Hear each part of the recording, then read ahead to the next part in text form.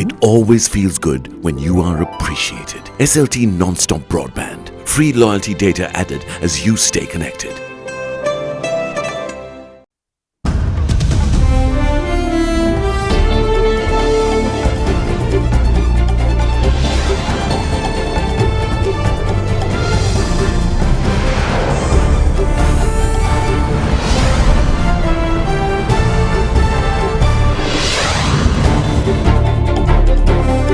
Getting into gear, Judicial Service Commission interdicts Magistrate Dhammika Hemapala for his role in the Ranjan tapes controversy.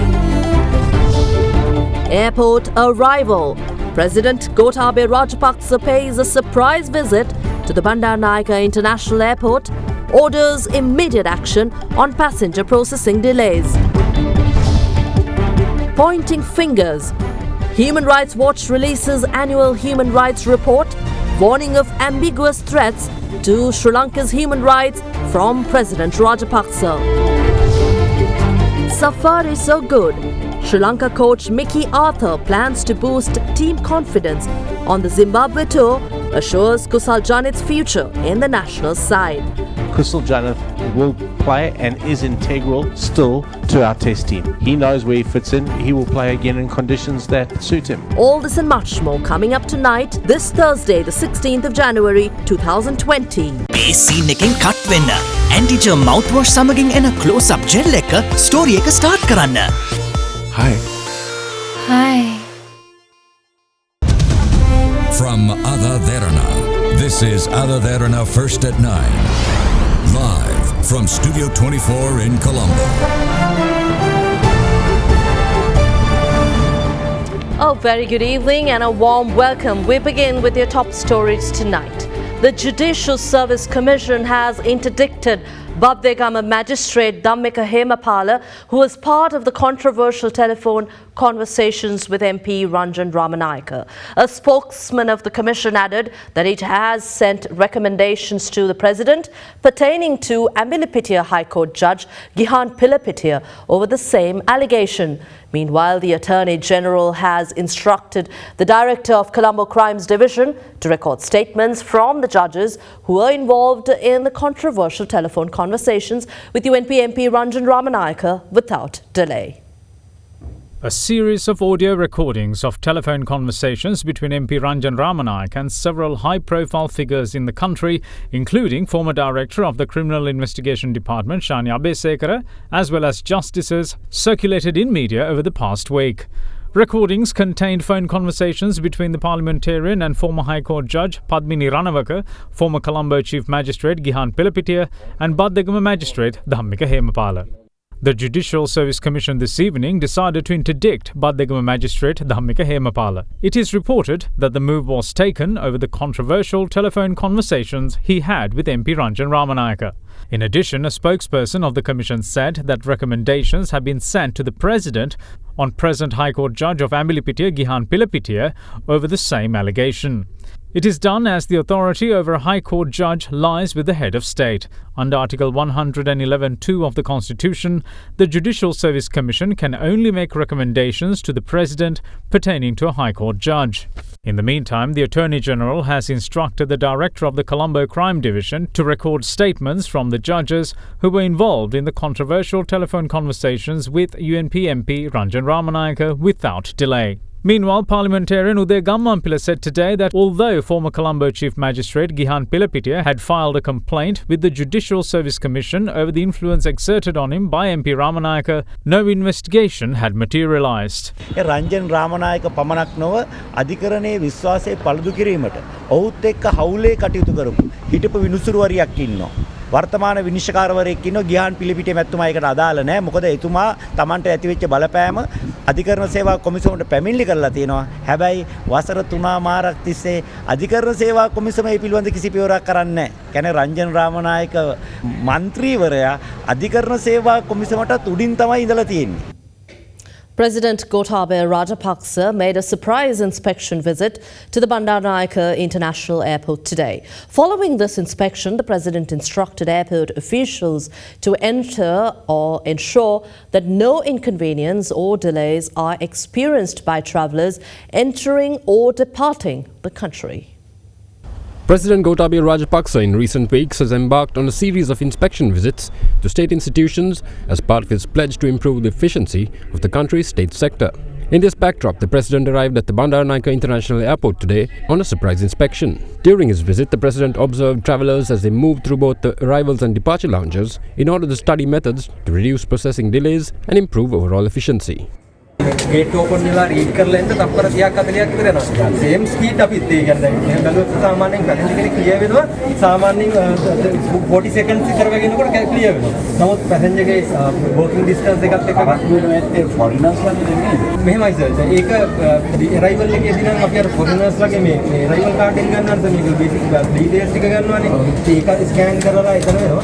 මෙතන පොඩි අපි අර ටිකක් අමතර වැඩි ටිකක් තියෙනවා. අපි අර sticker එකක් ගන්නවා. අපි ඒක කතා කරගෙන යනවා. ඒක අයින් කරමු කියලා මොකද passport आर्टिफिशियल स्टिकर එකක් වෙනම ගහනවා ස්ටෑම්ප් එක අමතරව වීසා එකට. ඉතින් මේ වගේ කරලා නමුත් මෙතනත් අර වගේ බොටල් එකක් තියෙනවා. ඉතින් ඒක ස්පෑන් කරන්න නම් number of counters and මේක At the end of his visit, the President engaged with members of the public awaiting departure.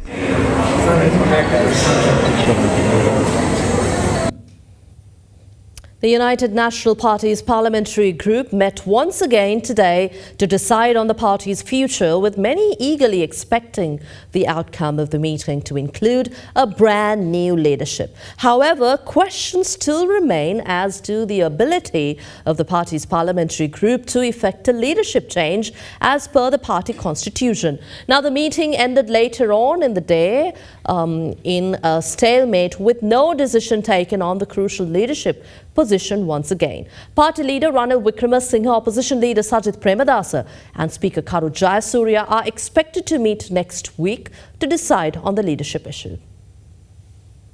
Calls for a change in the United National Party's leadership has increased following the party's defeat at the November's presidential elections, with some party members having previously accused its leader Ranil Wickremesinghe of acting to undermine presidential candidate Sajith Premadasa throughout its campaign. The party's parliamentary group meeting held today at the Sirikota party headquarters in an attempt to resolve the issue and heal the rift that has seen the party split down the middle once again ended without a decision being made.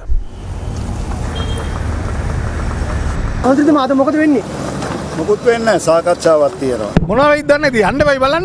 ගිහලා බලමු. බලමු ඉතින් එන විදිය බලලා අපි තීරණයක් ගන්නම් ඒක. අනිවාර්යයෙන් සජිත් ප්‍රේමදාස මහත්තයා තමයි සහයෝගී. ඡන්ද සජිත් ප්‍රේමදාස. මහත්තයා දෙන්න බෑ කොහොමද කරන්නේ? බලමු ඉතින් ඒක අපි ප්‍රජාතන්ත්‍රවාදයේ විසඳගමු. සම්දානයක් හදනවා කියලා කියනවා මේ හරිය නැත්තම්. රැස්සිය මේකලා කතා කරමු අපි. අදත් තෝරගන්න බැරුණොත් මොකද කරන්නේ? අපි ඉක්මනට විසඳ ගන්නවා. නෑ නෑ ප්‍රශ්නේ විසඳන්න වෙන්නේ නෑ. එන වාගේ ආසාව ඉෂ්ට වෙන්න දෙන්නේ නෑ. අපි කොහොම හරි විසඳ ගන්නවා. Opposition leader Sajith Premadasa, on his visit to Kandy, stated that he believes that the people make wise decisions and give him the mandate to govern the country at the next elections. His ability to work together with the President Rajapaksa is beyond any doubt. The opposition leader added that the fallout of the controversial Ranjan Ramanayake phone recordings have only affected the daily lives of select individuals more than the United National Party as a whole. During his visit to Kandy, opposition leader Sajith Premadasa engaged in religious observances at the temple of the sacred tooth relic this morning.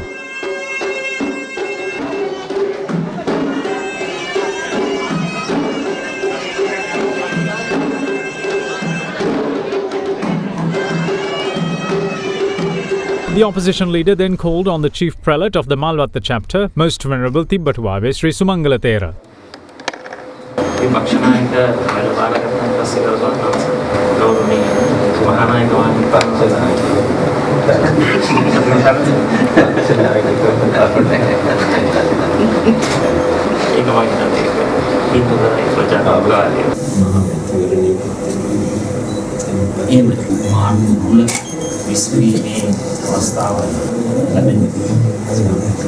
Afterwards, the opposition leader called on the chief prelate of the Askiriya chapter.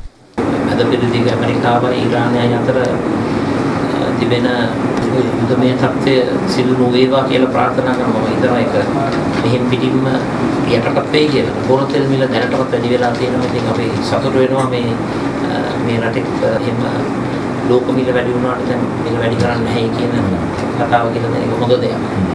Subsequently, opposition leader Sajith Premadasa spoke to media. ඉතින් මහමැතිවරණ සම්බන්ධයෙන් ඔබතුමා මේ වෙනට කොයි ආකාරයෙන්ද කියලා සූදානම් වෙන්නේ කියනවා? මම හිතන්නේ මගේ සූදානමටත් වැඩිය අපේ සූදානමටත් වැඩිය රටේ ජනතාව සූදානම්ද කියලා මම අහන්න කැමතියි මේ බර තුල වෙනසක් ඇති කරන්න. මොකද ඇත්ත වශයෙන්ම මම විශ්වාස කරනවා අලුත් ප්‍රවණතාවයක් තුල අලුත් වැඩපිළිවෙලක් තුල රටේ ජනතාව බුද්ධිමත් තීන්දුවක් අරගෙන අපිට රාජ්‍ය බලය ලබා දුන්නොත් මහමැතිවරණයකදී අපි දෙගොල්ලන්ටම එකව වෙලා වැඩ කටයුතු කරන්න පුළුවන්. ඒක කිසිම ගැටලුවක් නැහැ. අන්තරාමනායක මන්ත්‍රීතුමාගේ ප්‍රශ්නේ සම්වේහිත වෙන මේ වෙනට එක්සත් ජාතික පක්ෂයට විශාල ගැටලුවකට මුහුණ පාන්න සිල්ලා තියෙනවා. මං හිතන්නේ පක්ෂයකට ගැටලුවක් කියන එකටත් වැඩිය සමහර අයගේ ජන ජීවිතවලටත් ගැටලුවක් වෙලා තිබෙනවා. මං හිතන්නේ ඉතින් එතුමා ගැන ප්‍රශ්න වලට මං උත්තර දෙන්න අවශ්‍ය නැහැ. එතුමා අරස් කරන්නට යනකොට අත්අඩංගුවට ගන්නට යන අවස්ථාවේදී අපි පුළුවන් උපරිමයෙන්ම ආධාර උපකාර කරා. එතනින් එහාට මම වෙනත් ප්‍රශ්න වලට මං උත්තර දෙන්නට එච්චර ප්‍රියත්වයක් නැහැ. Now, the case against Dr. Mohammed Shafi, who is accused of allegedly amassing assets through questionable means, performing illegal sterilization surgeries and having links to terrorist activities, was taken up before the Kurunegala Magistrates Court today. Dr. Shafi reported to the court complex at around 9 this morning for the hearing. During today's proceedings, the Criminal Investigations Department submitted another report to the court on the ongoing investigations on Dr. Mohammed Shafi. The CID said that statements have been recorded from 76 nurses attached to the Kurunegala Base Hospital, while an investigation is launched into the conduct of Dr. Shafi while he was serving at Damulla and Galewala hospitals. The CID meanwhile told court that its Financial Investigations Division has launched a separate probe on the bank accounts and financial dealings of Dr. Shafi. It also requested court to order that the CCTV unit, which was taken into custody from the suspect's residence and later returned to the CID. What's more, ASP Vijitha Pereira of the CID, who is handling the current investigation on Dr. Shafi, expressed regret over the statements made by the CID before court pertaining to the case on the previous occasions. The CID has requested the court for a time period of 2 months to proceed with the investigations and to report their findings. Accordingly, the case was scheduled to be taken up again on the 17th of March. The case was heard before Kurunegala Magistrate Sampath Hevawasam. Parliamentarian Venerable Athureli Ratana Thera and several others were also present at the Kurunegala Magistrates Court today.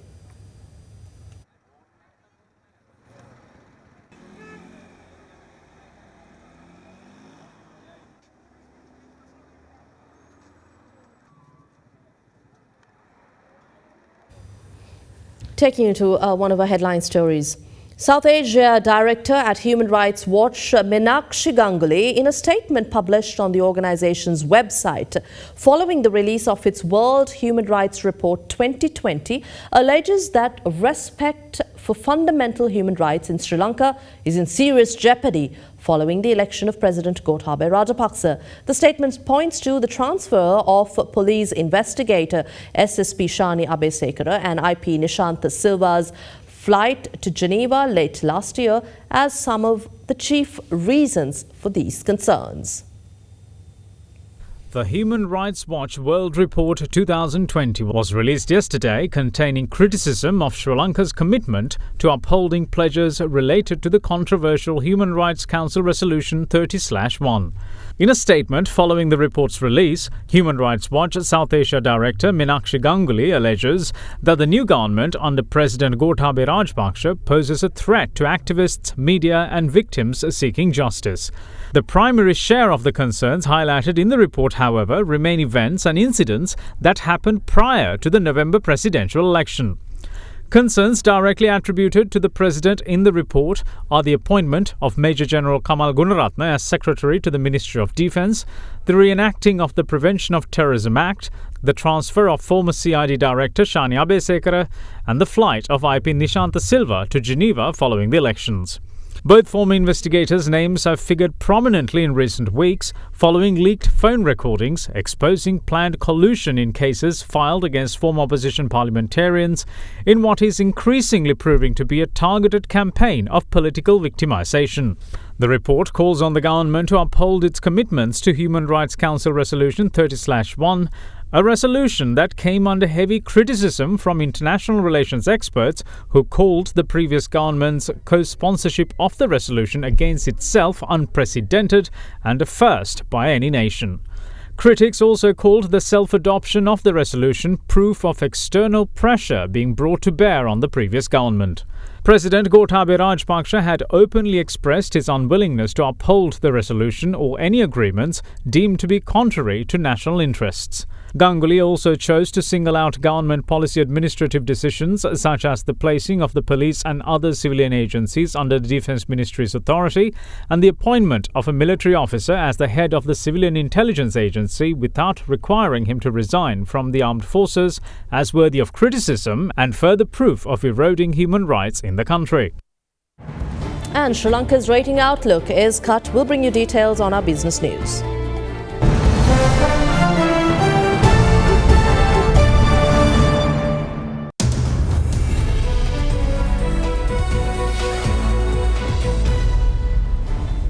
Taking to business news now. Rating agency S&P Global cut Sri Lanka's ratings outlook to negative, saying new tax cuts undermine the country's fiscal and debt sustainability. In a statement recently, the company, which lowered the grading from stable, affirmed the island nation's B ratings, which is 5 steps below investment grade. It said, quote, "The negative outlook reflects our view that Sri Lanka's fiscal trajectory over the next 2 to 3 years could deviate from a fiscal consolidation path," adding that the sizable deficits will add to Sri Lanka's already large debt stock at a faster pace, unquote. S&P follows a similar downgrade by Fitch Ratings last month, citing identical concerns over debt sustainability. The interim cabinet of Sri Lanka's new president Gotabaya Rajapaksa in November approved cutting value-added tax to 8% from 15% and also removed other levies such as nation-building tax, capital gains tax on share transactions and withholding tax on interest.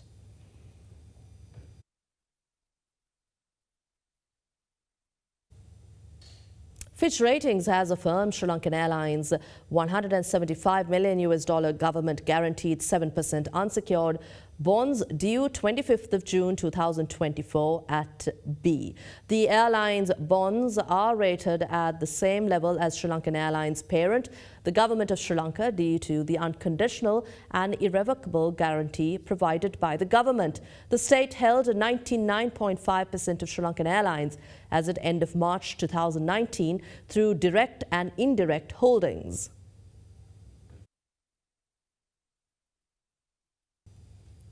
And the US and China have signed an agreement aimed at easing the trade war that has rattled markets and weighed heavily on the global economy. US President Donald Trump said that the Phase 1 trade pact would be transformative for the US economy, while Chinese officials called it a win-win deal that would help foster better relations between the two nations.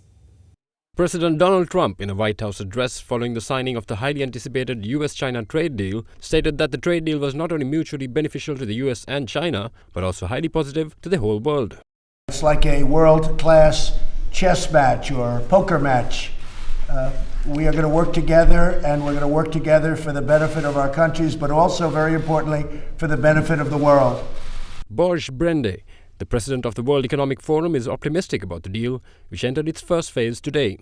I think it's very positive that the two largest economies in the world, the US and China, has agreed on the first step on trade. I think that is sending positive growth signals not only to China and to the US, but to the rest of the world. I hope that based on this agreement, there will be a second phase and a third phase, because we know that China and the US is more than 40% of the global economy. However, US Senator Mark Schumer argues that the deal will only be detrimental to the American people. The president shouldn't wait for phase 2 in 2021 or 2022. He should get back to the table and fix phase 1 now, not 2 years from now, today. Stop the victory lap and get back to work protecting American workers. The president's trade deal with China is a severe and potentially irreparable loss for the American people, American businesses, and American workers. So far in the agreement, China has pledged to boost US imports by $200 billion above 2017 levels and strengthen its intellectual property rules. In exchange, the US has agreed to halve some of the new tariffs it has imposed on Chinese products. And back here in Colombo, the stock exchange, plantation stocks took a beating today following the government's decisions to increase minimum age for an estate sector worker to 1,000 rupees per day amid a fall in Colombo stocks. Of 21 plantation stocks being traded, 11 fell while 4 gained. The benchmark all-share price index closed 0.46% or 27.64 points down at 5,940.99, while the more liquid S&P SL 20 had closed at 0.63% or 17.95 down at 2,812.01. Here's a brief look at how markets performed today.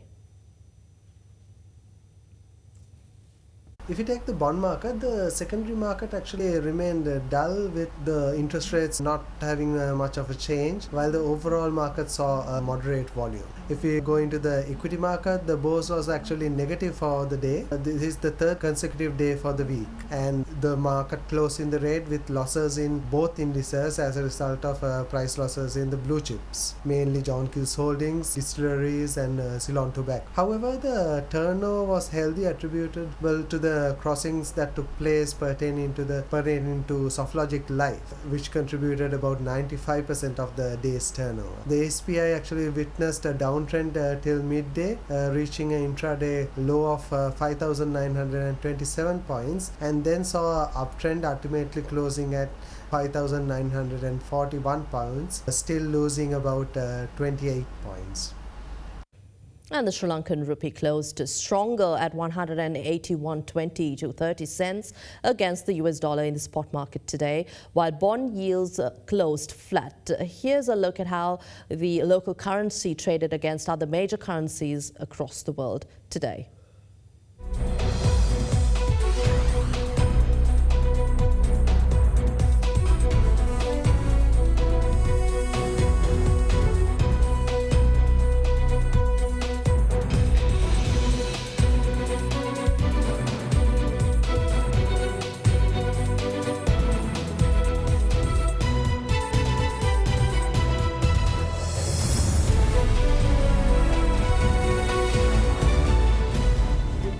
We have the latest in sports and from overseas coming up shortly after this break.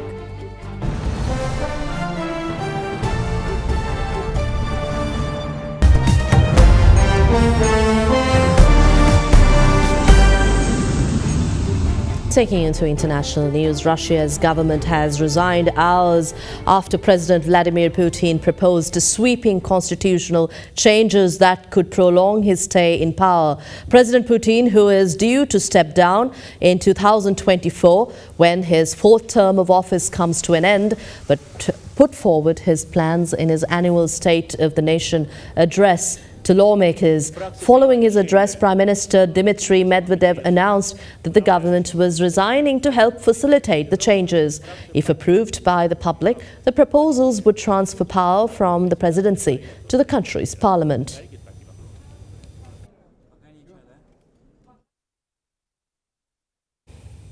Now, Australia's peak tourism body estimated that the country's bushfire crisis has so far cost the industry almost $1 billion and called for urgent help from the government to lure back visitors. The executive director of the Australian Tourism Industry Council said that people have basically stopped travel, even though recent cooler conditions have led some tourist destinations to reopen after they were evacuated because of the fires.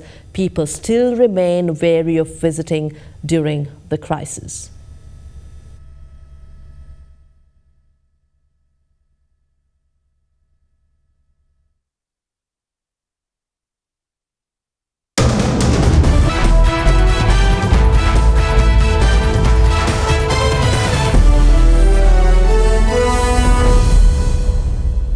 In sports, the omission of Kusal Janit Pereira from Sri Lanka's Test squad for the Zimbabwe tour has raised eyebrows among both fans and experts alike. The left-hander last year single-handedly won a Test match with a knock of 153 on South African soil. With that being the case, former captain Mahela Jayawardena had also expressed his dismay over the move to drop the left-hander. At a media briefing held at Sri Lanka Cricket prior to the team's departure for Zimbabwe, questions dominated the very topic. තේරීම් කමිටු සභාපතිතුමා ඔබතුමා හිතනවාද කුසල් Janith test cricket ක්‍රීඩාවට සුදුසු නැහැ කිය කුසල් ජනිත් කියන්නේ හොඳ පිටිකරුවෙක්. එයාගේ පිටි ආරම්භය more suited for fast pitch. New Zealand එක්ක එයා ගැහුවානේ. දැන් ඒකේ ඉනින්ස් 4ක් අපි දුන්නා. ඒ ඉනින්ස් 4ෙම එයා ලකුණු 4ට ආවේ නැහැ. ප්‍රශ්නේ තියෙන්නේ කුසල් ජනිත් ගහනවා නම් එයාට ගහන්න වෙන්නේ ෆීල්ඩර් කෙනෙක් හැටියට. ඒ කියන්නේ දිග්වැල්ලනේ විකට් කීපර්. එතකොට මෙතනින් අයින් කරන්න වෙන්නේ එක්කෝ ඇන්ජලෝ මැතිව්ස් නැත්තම් දිනේෂ් චන්දිමා. දිනේෂුයි ඇන්ජලෝයි ප්‍රූව් කරලා තියෙනවා ඒගොල්ලෝගේ ටෙස්ට් ලෙවල් එකේ. ඒගොල්ලොන්ට ඉන්න පුළුවන් ඒ වගේ. මේ අවස්ථාවේ අපි හිතුවේ එයා සෙල්ලම් නොකරනවා නම් එයාගෙන් වැඩිපුර කාර්යයක් ගන්න පුළුවන් මෙහි වයිට් බෝල් ට්‍රේන් කරලා HPC එකේ. මොකද දැන් අපිට ඉංග්ලන්ඩ් සීරීස් එක එනවා. දිමුත් 11 දෙනා ෆීල්ඩ් එකට යනකොට මෙයා කම්ෆර්ටබල් වෙන්න ඕන. ඒ වගේම කෝච් කම්ෆර්ටබල් වෙන්න ඕන. ඉතින් අපි අහනවා දැන් ඕගොල්ලෝ ගහන්නේ ෆස්ට් ටෙස්ට් මැච් එකේ ඔයාගේ දිමුත්ගෙන් ඇහුවොත් එයා කියන්න ඕනේ කවුද ගහන 11. කුසල් ඒ 11 නැත්තම් අපිට තේරුමක් තියනවාද එයාව ගිහිල්ලා බෙන්ච් එකේ තියාගෙන ඉන්නවා ප්ලේයර්ගෙන් අහලා ඇහුවනේ. නැත්නම් එයා කිව්වා නෑ නෑ මං කැමතියි ඇවිල්ලා එහෙ ඉන්න කියලා අපි අරන් යනවා.